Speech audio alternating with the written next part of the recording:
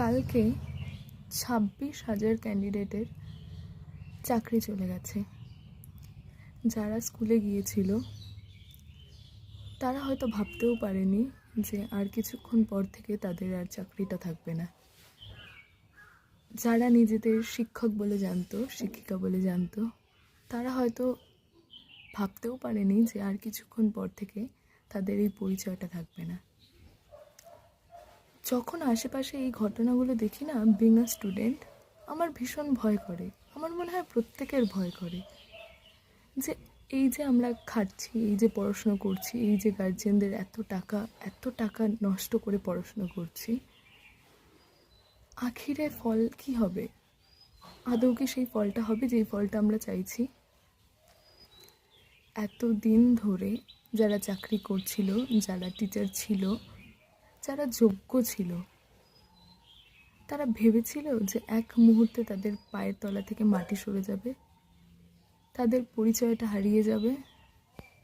সেই চাকরিটা, যেই চাকরিটার জন্য তারা দিন রাত খেটেছিল, বছরের পর বছর ধরে খেটেছিল, তাদের বাড়ির লোকেরা অধীর আগ্রহে বসেছিল, সেই চাকরিটা পাওয়ার পরে, এতদিন ধরে চাকরি করার পরে, তারপরেও চাকরিটা থাকবে না।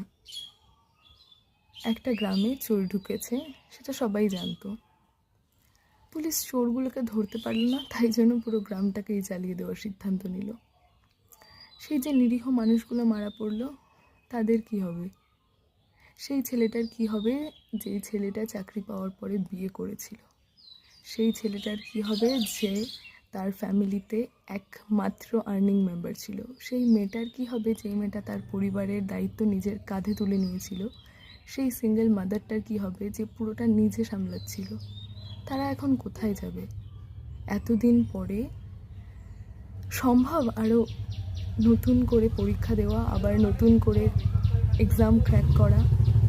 3 মাস সময় দিয়েছে, ঠিক আছে, বাট সত্যি কি সেই জিরো থেকে শুরু করে আবার পুরোটা কমপ্লিট করে এক্সাম ক্র্যাক করা অতটাই সহজ? এতটাই কি সোজা পড়াশুনো?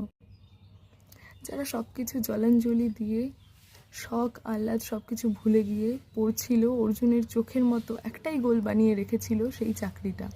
যারা ভেবেছিল চাকরিটা একবার পেয়ে যাই সব ঠিক হয়ে যাবে, পরিবারের পাশে দাঁড়াবো, নিজের সব আহ্লাদগুলোকে পূরণ করতে পারবো, তারা এখন কোথায় যাবে? মানসিক হেনস্থা, এই যে অপমান, এগুলোর দায় কে নেবে? আমি জানি না এত কিছুর পরেও কি করে ভবিষ্যতে স্টুডেন্টগুলো